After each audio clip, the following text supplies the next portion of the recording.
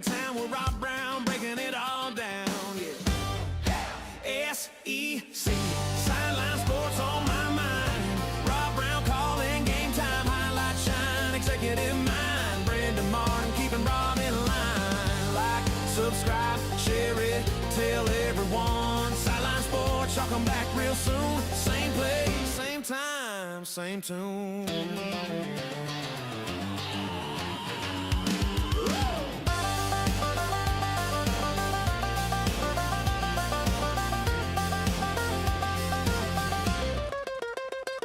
From the booth to the field, every Saturday feeling you home. We ride that rivalry, make that living room sound like the zone. From Tiger Growls to Rebel crowds, every hometown heartbeat loud. Rob and Brand turning up that talk like you right there inside the crowd. SEC, Sideline Sports on my mind. Rob Browne calling game time, highlight shine, executive mind. Brandon Martin keeping Rob in line. Like, subscribe, share it, tell everyone. Sideline Sports, y'all come back real soon. Same place, same time, same tune. Hey! Love it. The boys did a little song for Buddy Martin last night. He got a little new. Wait a minute. Music. Yeah, they're making the rounds at all the shows now. I can't imagine. I did not hear the one for Buddy. Oh yeah, it's new. They did a little. Buddy was in a bluegrass band way back when. So what's his instrument? His instrument was his voice and his guitar, which Yeah. I still have, the Martin B Series 1974 guitar. Buddy's got a distinctive voice. He's kind of accent free. Born and raised in Ocala, though. Yeah, and went to Florida, but he's lived all over. You've lived all over. Oh. But he tells me you were born and raised in the Sunshine State, but you spent 35 years in Colorado. I was born in St. Pete, lived there for 4 years. We moved to New York where Dad took over the afternoon edition sports editor of the New York Daily News. And then we moved on from there to Colorado where I was raised when I was 9. So I was there from, until we went to sophomore year, went to Jacksonville at Nice, and I became number 15, the last number 15. I rolled through there before Mr. Tim Tebow. Thank you very much. The first number 15. First 15. I'll turn our lights off here. The camera guys are flashing everywhere. They turn it off. I'll tell you right now, the ability to travel around a lot. I mean, you've seen a lot. This guy has seen a lot. Dave, I tell you what, it's MIA. Like, oh yeah, Hewlett and Dunn, baby. I love it. That's a good looking hat. Good lid. Hey, Dave's all muscle too. I got him a t-shirt too from Hewlett and Dunn. I'm gonna get him something else too, because I'm gonna tell you what, Pete Cordelli, MIA. He just tried to come in and I had no camera from him. So okay, Pete will be here in just a minute. Ellis is out this morning. Dave, I don't know if you have the pollen and the sinus stuff we have down here in the South, but Ellis is walking wounded. He's out this morning. But you know what, Dave, let me tell you, every time I watched the SEC, especially this past weekend in the Sweet 16 games, and by the way, everybody, take pictures with your phone of the QR codes. We're streaming live on Instagram, Twitter, Facebook, and YouTube. 9 channels live. Share it, like it, subscribe. Hey, Brendan's right. Keep it simple. All you youngsters and all you social media people, we all are, just smash and subscribe. Pete's in here with us. But Dave, I watch these SEC teams play and the lack of defense. You're right. You talked about strength of scoring, efficiency, defense, and offense. I don't think there was an SEC team in the top 50, and it showed in the tournament. Alabama up by 1 or 2 at the half against Michigan. Second half wasn't a game. Tennessee was never a game. Man, SEC is walking around right now. Baseball is going to have to be the savior, but you were right on those numbers, and tell people how you came up with all those, because that was fascinating. Then we're going to get into some football. It was just football numbers. Basketball is football, right?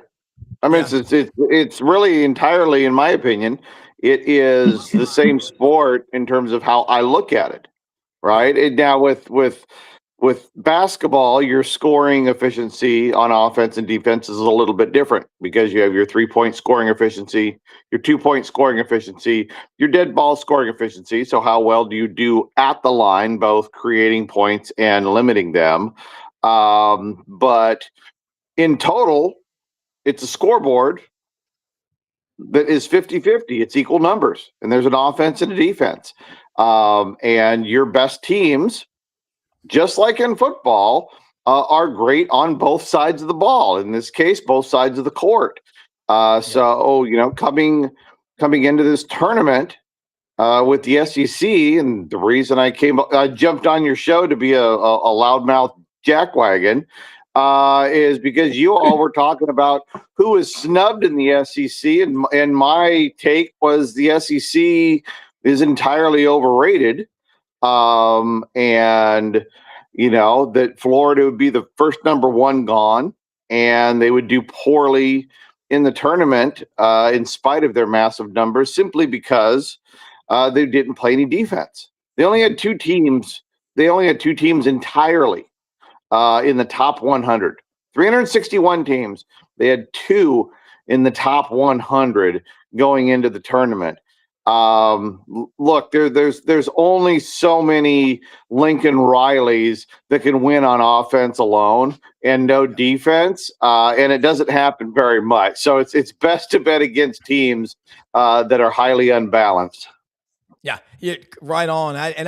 That lack of defense, and then you're playing against teams that have been together for 3 or 4 years. Pete Cordelli, you know that. It makes a huge difference. I don't know, yep. Pete, have you ever coached against Brigham Young? Chuck Oliver talks about it so much. He made such a demonstrative point on his show. He said, you got 18 and 19-year-old kids, high fours and some fives, offensive and defensive linemen banging heads with 23 and 24-year-olds, and this is before the portal and the 7, 8, and 9-year college students. Man, we've all raised kids. Man, when my kids were 18 and when they were 23 and 24, there is no comparison. I can't imagine if you're 6'6", 328 pounds, and you've been riding a mountain bike for 2 years all over the world on your mission. I mean, that'll toughen you up right there. Well, Rob, let's go back to when BYU won their national championship against Michigan. Yeah. And Bo Schembechler brought it up then. He said, we're going against the team that has older guys, some older than some NFL teams.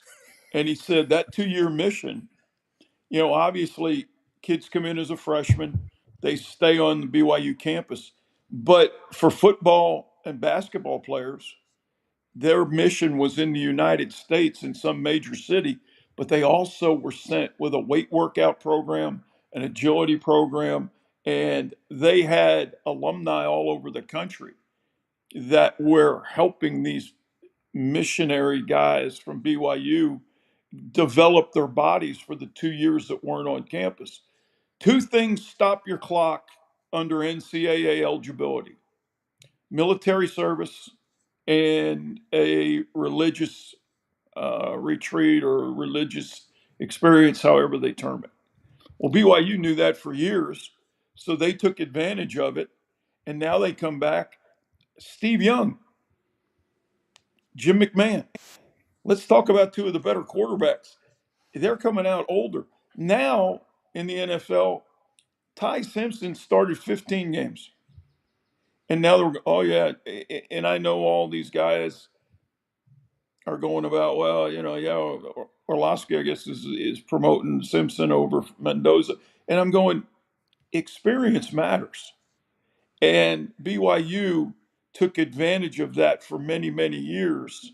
And we never played BYU, but we recruited against them some. And it was like, because of the Mormon mission, those guys were going to develop. But the new trend now is to bring as many players as you can, kind of like we saw with Iowa, with that coach bringing those guys from Drake and where he was. Signetti in football, we're seeing it at UCLA now with the new coach out there. Yeah. And again, it helps your locker room. It helps you get further along in developing your culture. So I have a question for Dave. Dave, you do a fantastic job. And when coaches call for recommendations about other coaches, how do you rate the two head coaching decisions? Nebraska only having 4 guys on the floor and getting beat. And then John Shire, you got to know time score situation. There's 10 seconds left. Get the ball in. You don't have to go past midcourt. You win the game. Yeah, Why just did get it to your best free Shire throw not shooter and call let him hold it. timeout with a freshman point guard? Get the ball in. Let them come foul you. You're up 2. You're gonna win the game. Call timeout. Settle your guys down. So now in your coaching evaluations, coming out of a timeout, Fred Hoiberg at Nebraska only has 4 guys on the field, on the court. And you know what? Right. In football, Nebraska has that N on the side of their helmet for knowledge. Well, there was a lack of knowledge. So and now Shire, look, they lost the double-digit lead to Houston last year when they got beat. Now they're down 19. But how do you not know the time score situation? The kid makes an unbelievable shot, but you still have call timeout, settle everybody down. You don't have to advance the ball by past midcourt. So in your coaching evaluations, how much do boneheaded mistakes like that factor in? You're dealing in minutia there. You know, when you start going into singular situations, because if you're evaluating 361 basketball coaches or 136, college and 32 NFL coaches and so forth, little things like that, you're not going to be able to account for it. But see, that's one of my favorite parts of sports, is the things that I don't have data for, right? The intangibles. So you look at the Shire and as an example, and I believe, this is just me personally, right? I don't have the numbers backing it up, but I feel that to become a really good coach or a really good player, you have to go through a lot of trials. You have to lose before you win, right? There's something different about closing out that last game, that last 15 minutes, right? That fourth quarter. And so when I look at Duke, there's 2 different parts to that I see. And now the way in which they lost, not again in our lifetimes, right? I mean, just batshit crazy, right? I mean, it's just, it was the last time I looked at that game, and literally it was halftime. It was 44-29. I remember looking at it and going, boom, done. And I set it down. The game was hours over before I found out they lost. And then I saw how they lost. But it got me thinking about 2 things when it comes down to, you have to lose before you win, and coaching and the players. So at Duke, for the last X number of years, for a very long time, and correct me if I'm wrong, they have gone with we're going to get all the 5 stars, we're going to get all the best talent and try to win with that. Yeah.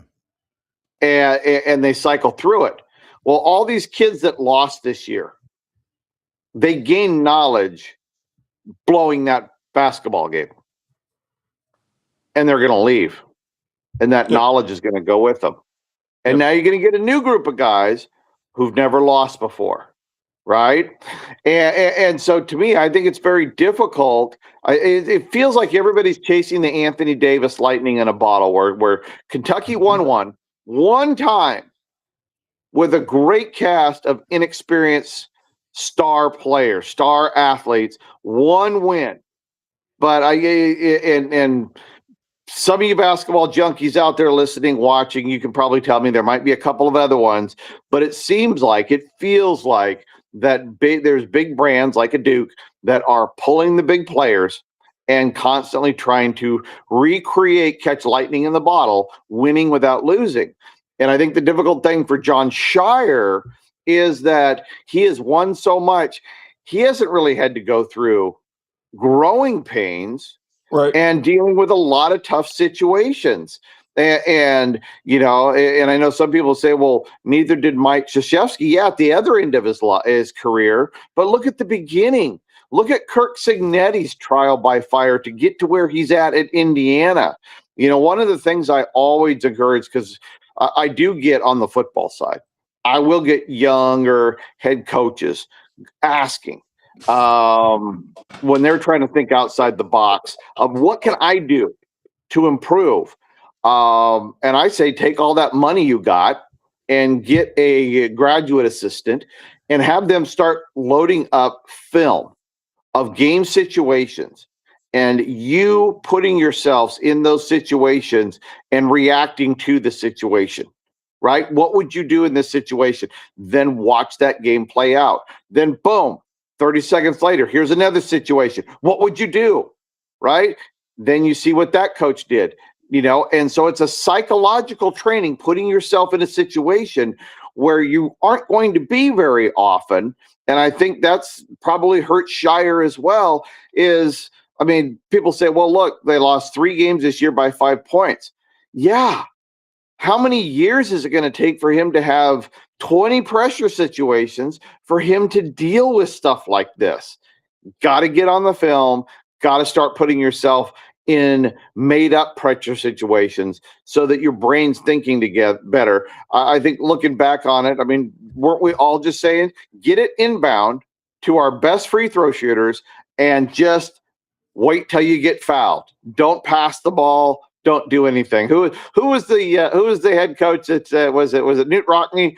When you pass the football, only 3 things happen and 2 of them are bad. Darryl Royal used to say that. Yeah. Sorry. Yeah. No. But you're right. And you think about this. John Shire, the look on his face, he was so emotional when they got the win. One night he talked about one of the players shouldn't have even been on the court, playing hurt. And then the reaction after the loss to UConn, they're up by 19. Okay, go back a year ago. Franz Beard chronicled all this for me. He does so much work on this show, one of the best basketball writers in the country. Last year, Kelvin Sampson, Houston, with 8:31 to go in the ball game, they're up against Duke. I mean, Duke is up by 14 with 8:31 to go, and they lose the game in the last 19 seconds. You remember that one. So that's Duke 2 years in a row. And I pointed out, I made a statement yesterday, and Kevin Skarbinski and Matt Dean were on the Monday talking a lot of basketball, and they said, Rob, you say they're not as tough as they used to be, but they're also playing with freshmen versus a bunch of juniors and seniors. Could you imagine the Boozer twins, brothers, whatever, when they're seniors after 4 years in a college weight training program and all? This is what we talk about toughness. You're right. You have to experience some failure and some mental anguish to be really good at something, because unless you have failed, you don't understand how important it is to do the things to win. And nothing succeeds like success.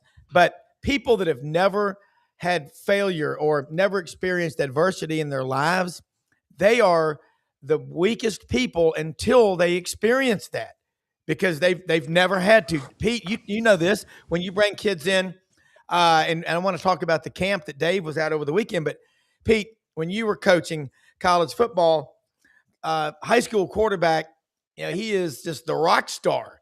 And then he gets to college, and there's 100 guys on the field out there that were the best player on his team. And a lot of times they can't handle that. You can't handle the truth. Did you ever tell them that? Yeah, not quite as gently Not in as such that, nice but, words, I bet. Yeah. I mean, but a lot of it has to do with the maturity of the young man, competition that he came from. That plays so much into it. What Dave has been saying about you have to lose before you learn how to win is exactly right. So apply that to these high level quarterbacks coming in. You have to lose something before you can win something. That's why 90% of the coaches are going to say, son, you got to earn your way in. I can't just give it to you.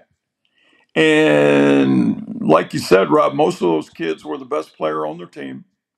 They're used to dominating so much. And all of a sudden, the first time they have a bad practice, a bad day, a bad scrimmage, it's like, oh my gosh, the sky is falling. You know, I mean, it's the Chicken Little, the sky is falling, the sky, there. Hey, again, this is a starting point, man. The competition's better. You have to learn how to go through this process with faster DBs, faster linebackers, understanding timing and all the little things that develop a quarterback in that throw guys open. In high school, you didn't have to throw guys open. Those receivers are beating everybody. Now it's, wow, this talent level is something. And you take it to the next level, which is the NFL, and it's kind of like climbing Mount Everest. As you get higher to the peak, the air gets rare. It's Yep. rarefied air up there, and not many people can breathe it. And the ones that can succeed. And so Yeah. you have to help young people get through tough times. And that's Yeah. what coaching is. I've said this all my life. On my way to work every morning, I would always say the three things walking through your door today that you're not expecting. You got to handle it and help these young people. Yeah. If it's less than three, man, it's a great day.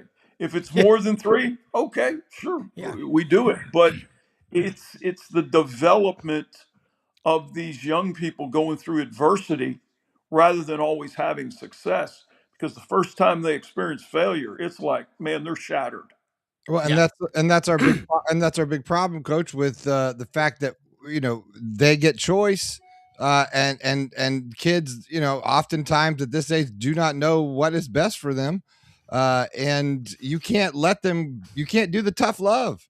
Yeah. Because they're just going to leave, and there's somebody, next to them creating an echo chamber, telling them that they're right because they're all taking a piece of it. I mean, I'm not like, saying anything that's like earth shattering, but end of the day, it's like they can't have the adversary. They can't go through the muck, right? The coach can't do it because then they just get mad and they leave, it is the end of an institution in a lot of ways, and we're all just waiting for the metamorphosis to complete to where we're going to be at. By the way, can we talk about this the little bit of a committee shakeup? Dave Bartoo, since you're the numbers guys with college football and the next 2026 season, what we're looking at? Oh, for the committee, Yeah. It's all going to be the same result. Doesn't matter who's on the committee. You and I can go on the committee. Gus Malzahn's on the committee.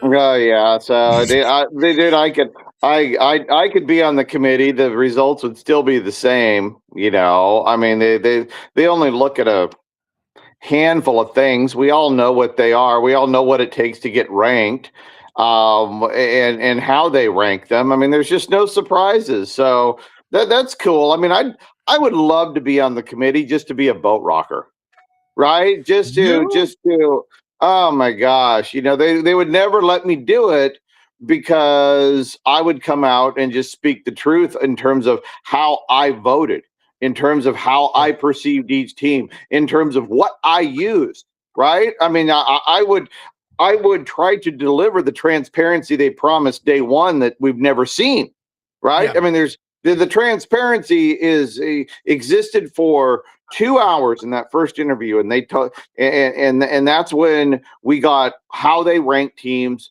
and what they do and the process and how we get there. We learned everything about it in the first 2 hours, then everything disappeared. And now it's even more cloak and dagger in terms of what's being used and what's not. So yeah, I'd love to be on the committee simply to be able to tell everybody that's like listening right now, here's what I am looking at, here's what I'm doing. But no, it doesn't matter who's there. It's not a committee creating rules. It is a committee that's enforcing rules that somebody else created, right? So if you're just enforcing rules somebody else created, you're a placeholder. So it doesn't mean any changes in terms of who's sitting at those seats. They're still enforcing the same rules. Well, Coach, you'll be happy to know that the shorts pants trend is going to continue. Okay, just so you know. Hey, Dave, Pete, you mentioned something about as you climb higher toward the top of the mountain, the air gets rarer. My best friend climbed Mount Kilimanjaro about 11 years ago. And it's 19,000 and change, when you get to the top of it. He and his daughter, Larson. He said, as you get toward the top, right toward the top, you got to go around on the side of the mountain. You got to go see the monkey. And he said, and it's like the tradition, you throw up because you're looking down. You screw up, it's over. Got up there to the top, had an earthquake. Wow. He said, I've never gone down a mountain faster in my life, but he did it. Then he did Aguanconda in Argentina. Right. And that was just under 24,000. He said, I got to about 20 and my head was about to explode. It was weird because he just saw the Church of Latter-day Saints up there, and there was they're all on the mission at the top. That's right. They're playing football. I had a friend of mine I worked with. He did his mission. One of my friends did his mission. He played football in Alabama, and he did his mission for 2 years. He left Alabama. Jay Stubbs. His father, Charlie, was coaching quarterbacks and offensive coordinator there. Right. And Jay was, 5'7", 173 pounds. Incredible guy. I love him. And he went to Thunderbird High School in Las Vegas. And he said, I was a walk-on at Alabama. I said, how many concussions did you get? And he goes, probably 7, maybe 8 that I can remember. I mean, and his best friend is Tyler Watts. But I think about just, the 2 years that he went on that mission, and then he came back. That's 6 years of college, Dave Bartoo. I mean, Dave, I got to ask you something. You went to the camp over the weekend. Talked about those numbers. And I've been reading the text with you and Ellis and Pete. And, man, folks, to get inside these people's minds, there was nothing in Al Capone's vault. There's a ton in Dave and Pete and Ellis's vaults. Dave, talk about that camp this weekend. I'm not Geraldo. Well, I am with my mustache. Yeah, it was actually the Carolinas coaches combine in North Carolina. There was about 400 kids in total that were there on invites. Class 27, 28, 29. And our athleticism testing program was invited in to basically oversee the scoring of the full body combines, and it worked great. From the standpoint of it took nearly 400 kids, and it identified for me basically the 11 that have Power 4 athleticism. Right? And so now a lot of people go only 11 out of 400. That's a terrible result. Imagine you're Pete Cordelli 30 years ago, and you're at a camp and there's 400 freaking kids there, right? And I walk up to them and go, here's the 11 you need to watch. The rest of them are a waste of your time. Imagine that, right? So that's basically, in a nutshell, what we're trying to do nationwide is to be able to identify these players' athleticism, because there's 3 things that make up a great athlete at the collegiate and NFL level: athleticism, game IQ, mental stamina, right? Athleticism we can measure anywhere in the country at any age, right? And so that's the first filter. And then we talked about it last week, vertical integration of scouting, right? Do you have the athleticism? Do you have the game IQ? How mentally tough are you? And just work your way up to the ladder until once you're actually, it's the other way around. It's really more of a funnel. And if you can fall out that bottom of the funnel after going through all of these layers of reviews, that guy gets to interview with the head coach. That's your potential scholarship offer right there. And so we were really happy with what we were able to accomplish in one day with 400 kids by going through all of this and identify them. And yes, Brendan, I will be sending the 2 best scores to John later on this week. Wow, that's powerful. All right, So Dave, Please, if you need me to hand deliver those things, just put them on a flash drive. I can bring it up. It's okay. I could just make the phone call. Oh, if you need me to, I can merge it for you. I can do the three-way just call. wear a Grissom. Just What do wear you- a Grissom Tigers hat. He went to Grissom High School, named after Gus Grissom in Huntsville. I mean, Pete. Okay, Dave just saw those numbers, and I've always said, look at tennis. How many people had to play tennis to give us, Jimmy Connors? How many? John McEnroe. And boy, say what you want. My dad one time, after Pete Sampras kind of came in after McEnroe, he said, he wins a lot, but he's boring. He's watching paint dry. He goes, I miss McEnroe going, you can't be serious. We used to, as a family, watch tennis Sunday mornings, breakfast at Wimbledon. Dave, you did too. Don't you know? Dave's favorite song, he told me, you know what it is, by Jerry Jeff Walker?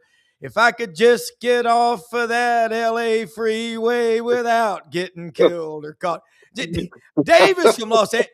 Dave is one of the, I'm going to tell you what, when you and Ellis and Brendan, Pete, all of y'all on here together, talking football and numbers, when I go back and watch these shows, it really is like watching a documentary with The Who or Led Zeppelin or the Stones or something. This is fascinating stuff. Pete, you spent a lot of time in LA.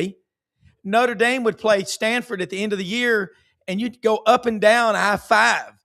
And I mean, this is what, look, we're SEC show, but we don't live in an echo chamber. You better be listening. Y'all both have coached and been all over the country. So has Brendan. I've traveled a lot, but not as much as y'all have. Dave, Pete asked me that. You talk about the UCLA coach. Talk about the UCLA job, because Dave talks about, I wanted to get Dave's thoughts on their new coach, and Pete, anything you know about it, but you think about UCLA, the Valley, Hollywood. How can you not win there? But maybe you don't have a commitment. I don't know. Bob Chesney will take his plan and go to LA. There are a lot of problems off the field at UCLA. It's a state-run school. The athletic department is $200 million in debt. When we go back to the original Pac-12 TV contract and different things, this is really a bad situation. Chip Kelly didn't do him any favors. Chip Kelly's not a great recruiter. Chip Kelly is a lot of yabba dabba do, and listen to what I say, don't follow me, because if you follow me, you're going to be disappointed, because I never follow up on what I say, like a lot of people. But anyway, the UCLA situation, they haven't had a very good football staff in terms of both coaching and recruiting. They haven't been able to combine guys to get it done. When Terry Donahue was there, they went to Washington, D.C. and got the Davis twins to come from Washington, D.C., could come out, and they were huge linemen. They did a great job. But I'm going to tell you, back then, the president of United Airlines was a UCLA graduate. And Terry went to him and said, I need your help. And he said, what can we do? And he said, I need guys to be able to work at airports all over the country. And the president said, yes.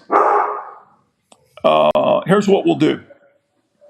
We'll put them as baggage handlers at any airport in any city you want, as long as they join the union. Their mom and dad can fly to LA for the tax of a ticket. So they started recruiting nationwide, and they always promised guys, especially on the East Coast. The Davis brothers worked at Reagan International, and as long as they kept up their union dues, the mom and dad and family got to fly to LA for the tax of a ticket. So UCLA started recruiting nationally. UCLA hasn't had a recruiter like Terry Donahue since he left. Rick Neuheisel was good, did some good things. But when you don't have a good recruiting staff, culture of your program falls and the toughness falls. Yeah. USC now being a private school, they could do it differently, which they have done. And obviously the run Pete Carroll and that staff went on was tremendous. But the athletic directors UCLA haven't made the right decisions on who to hire. So a lot of off the field situations, but I think that Bob Chesney will get it. It's going to take him a little bit, but that UCLA situation, there are so many off the field problems that have to be solved. I know if it can be done in the next 5 years, but Chesney's got a heck of a challenge ahead of him. Yeah, and now you're thinking about national recruiting. I remember UCLA had a great free safety from Chesapeake, Virginia, named Kenny Easley. That's another one of the guys they went over there and got from across the country. Dave, give your thoughts on it. I mean, you grew up in L.A. I mean, it's fast times at Ridgemont High. Everybody wants Jefferson, I didn't know he went to school here. I thought he just flew in on weekend Fridays for the games. But growing up in Los Angeles, in the valley there, I don't know if you were from Temecula or out Newport Beach or Malibu or wherever you grew up, but I mean, I had a guy named George Klein used to be the producer. Remember the Jeeker, Pete over at WHBQ, producer for the shows? He was Elvis's best friend from childhood. He told me one time, he said, Rob, when Elvis would go out to Hollywood to do a movie, all the grips and the extras and the people on the set, you know who they were? Southern Cal and UCLA football players. And maybe Dave Bartoo did that, but that's what they did. That's how so many of them got into acting. Rick Neuheisel told me one time on this show, and he does a show the same time we do, and he's been on probably 5 or 6 times. He's so fun. He said, I had a class with Heather Locklear. Anyway, go ahead, Dave. That would have been, would have been fun to be in class with, but that's the kind of people, UCLA, a slumber party. It just was incredible hearing him talk about what it was like there in Brentwood. Did you grow up in LA for most of your life or just for a few years? Nah, just for a little bit. I mean, fixing UCLA, we should ask my dad. He's got the ultimate set of tools. But UCLA is to me, it's you're never going to get full commitment at UCLA. Right. I've always said that peak performance is 5 points a light. Right. And everybody has to buy in. Right. You got to have your coaches buy into you. You got to have your players buy into you. You got to have your fans buy into you. You got to have your administration buy into you. And you have your boosters buy into you. Okay. If there's any fragmentation of those 5 points of light on the star, you're never going to burn brightly. Okay. And so with UCLA, I believe there's never been a real commitment in all 5 areas, right? You're never going to have a booster commitment at UCLA like at USC or in other areas of the Big Ten, okay? I mean, UCLA is never going to be Wisconsin or Illinois or Indiana or Nebraska or Michigan State or Indiana or Penn State or it's going to be bottom third of the Big Ten in terms of booster support, no matter what Bob does, in my opinion. Fan support, it's hard. LA is a really, really, really awesome, fun place to be. The weather's great. There is no end in sight of things to do. And so it's never going to be even a top 10 game in town, So, when I look at it, can Bob get everybody to buy in at UCLA, maybe like he could at a different program?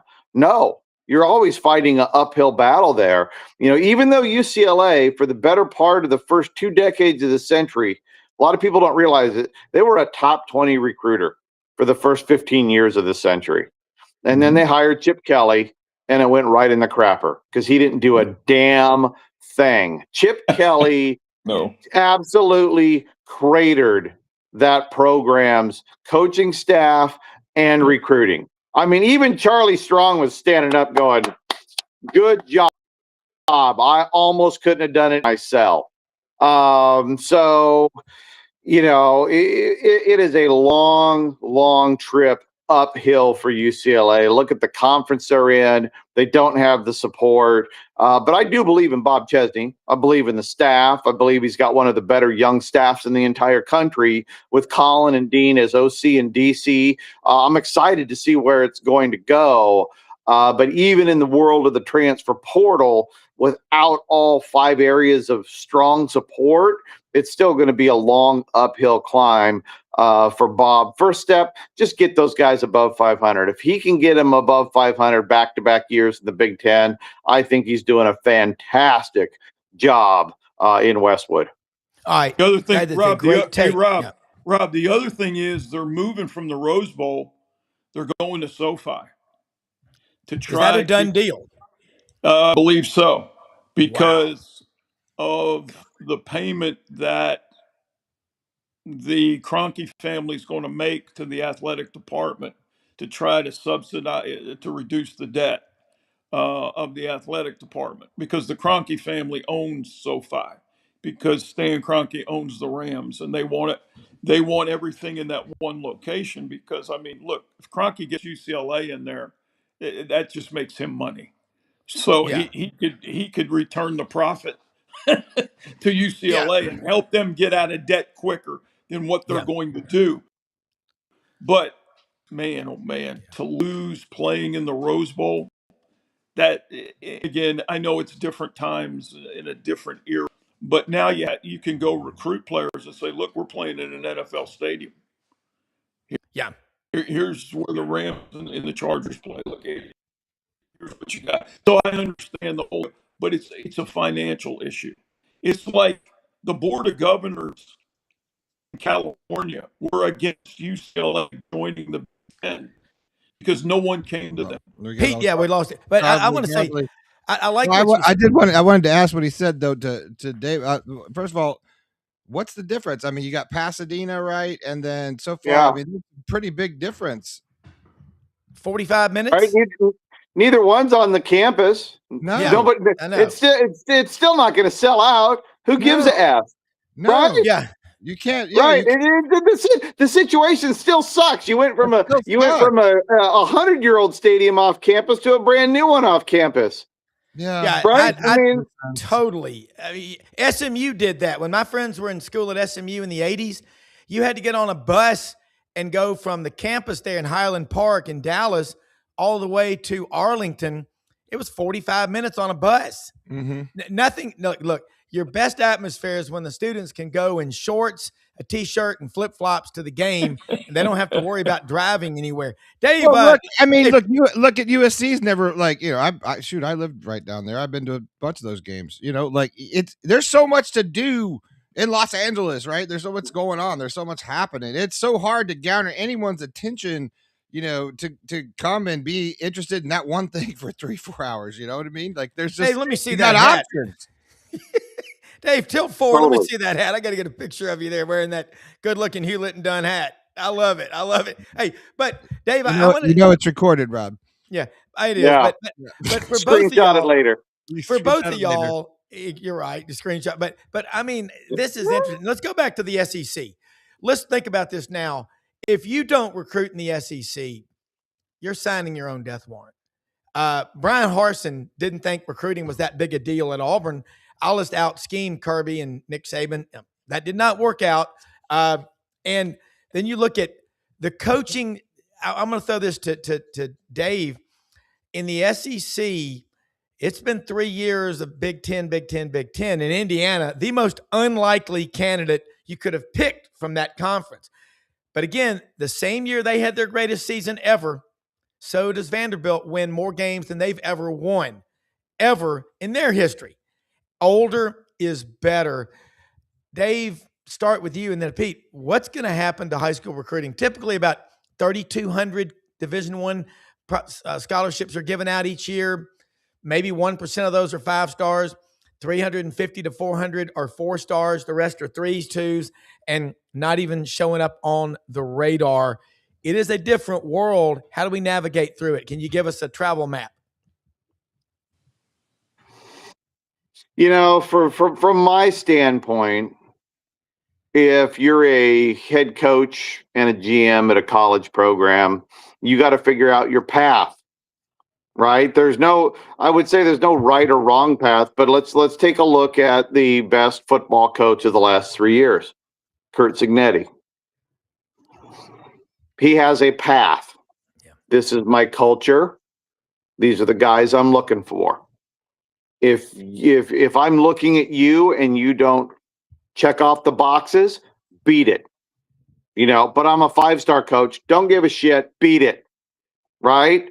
I have a certain level of standards. This is my game plan. This is my culture plan.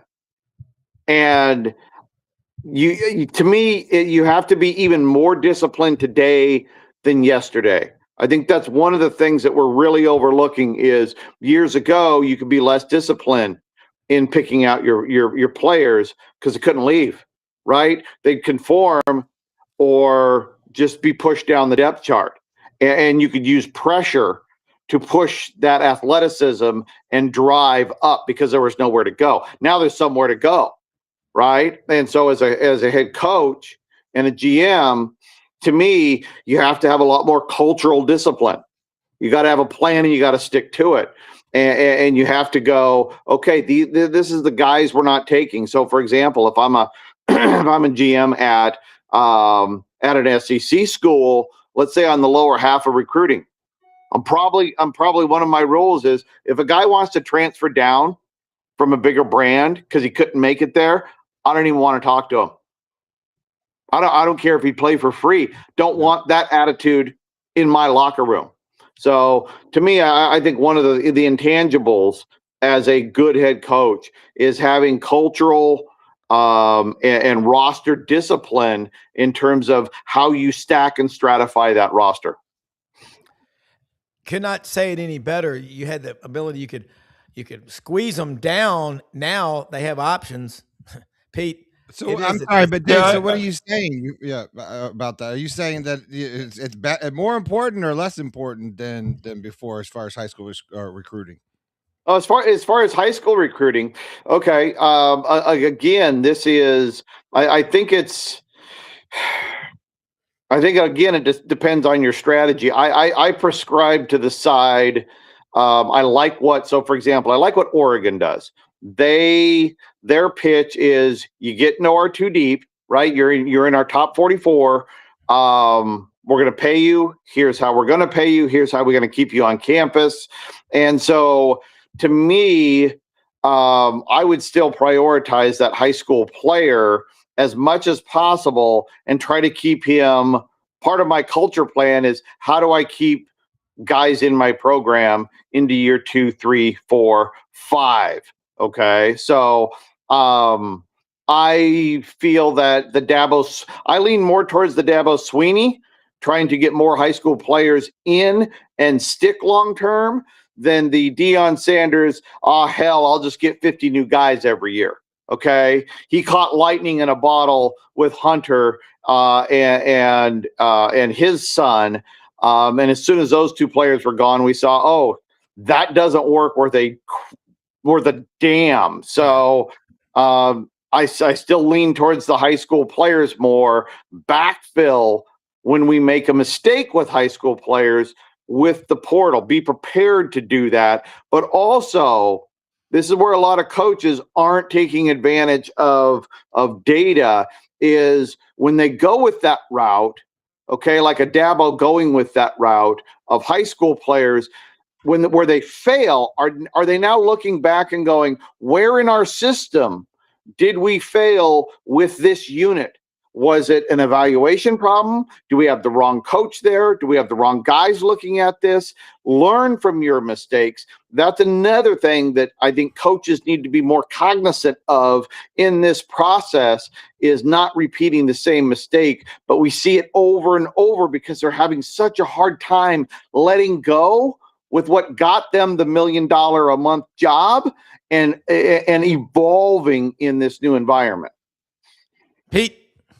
I I understand what Dave is saying, but to me, there's 3 layers to a roster, and you got to balance it. Number one, it's the high school player. If you're the head coach at Tennessee, you can't let the best player in Tennessee leave your state. You're the head. You can't let the best player in Georgia leave your state. So you have to decide how many high school guys you're going to take, because that's your developmental squad. Okay. Jared Curse is a player, highest recruited player Vanderbilt has ever gotten. Jared Curtis, Vanderbilt, and all these schools now that are going to bowl games, they have the early enrolling high school guys that come in, and you get to see. Then you have to go with your core group. You bring Pete, try to reboot. We can't hear you. Yeah, okay, we lost him, but he's talking about Jared Curtis from Nashville Christian, Dave Bartoo, 5-star quarterback, was committed to Georgia for a long time. I mean, I think he was getting.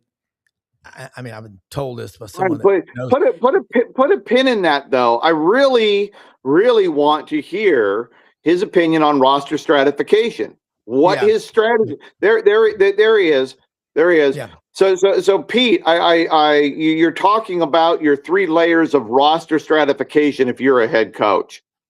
And Right. You were going down a fascinating path that I really wanted to hear. Well, you have to decide. I think you're taking fewer high school players now. Your core group that comes back, and Dave, it's like you said, some of those kids, the head coach is going to say, hey, guys, you can't play here. We'll help you. And then your portal guys. You have to balance what to do, but you still have to have a place for the high school kid. And what I would look at is the top 100 high school players in the country. Uh-huh. Who fits what my need is. You're not going to go after 20 high school guys anymore. You're just not. And so now, let's say you have a cap of 12 high school guys per year. Now you still have your core coming back of maybe 35 to 40. Then you fill it in with transfer portal guys.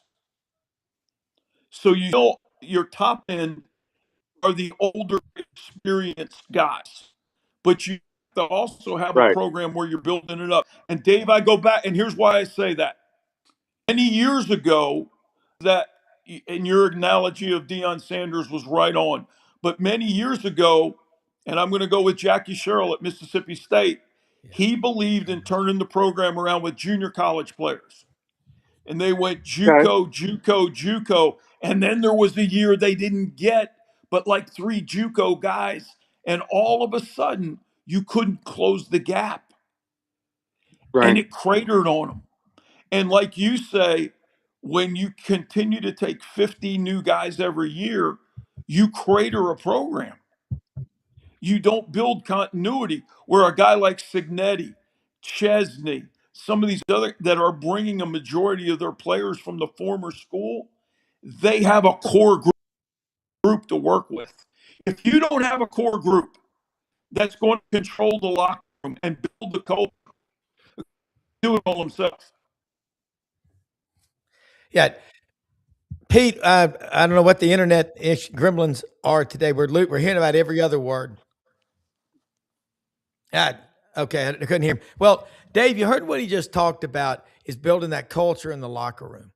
Right. And I think what he was focusing on here too is, and one of the next question I wanted to ask is, do you change your mentality based on the school? Because he's talking about University of Tennessee, right? Or an SEC school. How does a Middle Tennessee do it?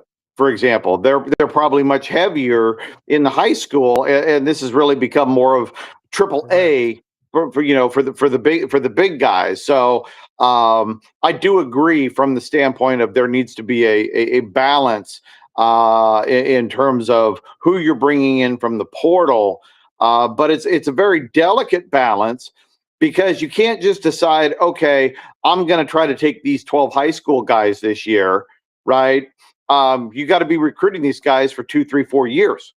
And so when the hole pops up, how do you backfill it if you don't have the relationships? And so it is a very, very delicate balance. That's why whatever plan you have as a head coach, I think it has to be extremely detailed, and guys need to stick to it because now the players have that ability to leave when they're not happy. And so you can't pressure that talent to rise to the top.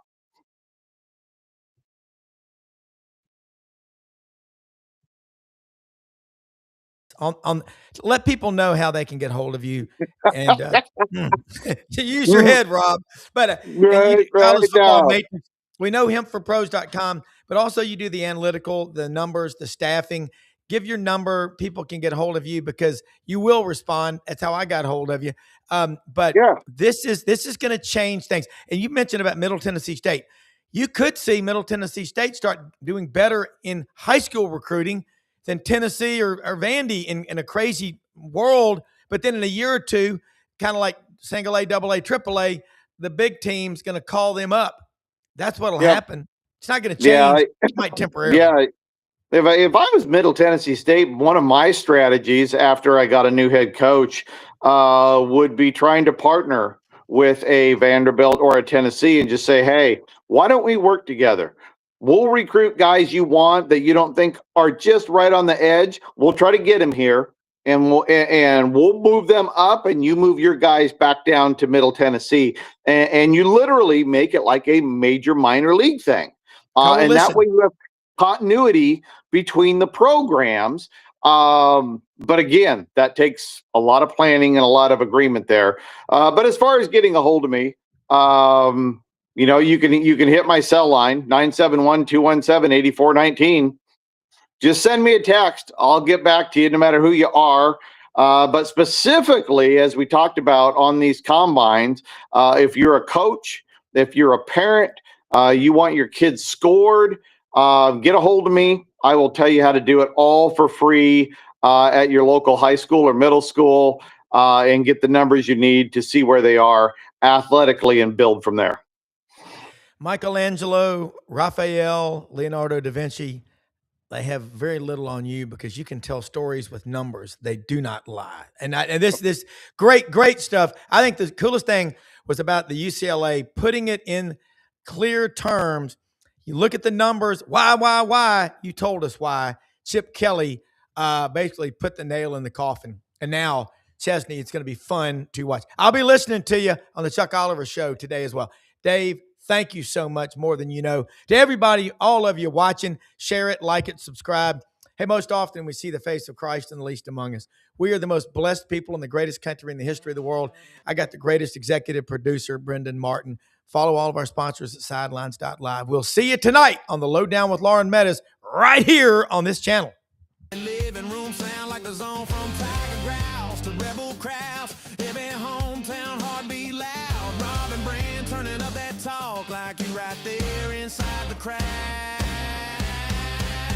SEC, Sideline Sports on my mind. Rob Browne calling game time. Highlight shine, executive mind. Brandon Martin keeping Rob in line. Like, subscribe, share it, tell everyone. Sideline Sports, y'all come back real soon. Same place, same time, same tune.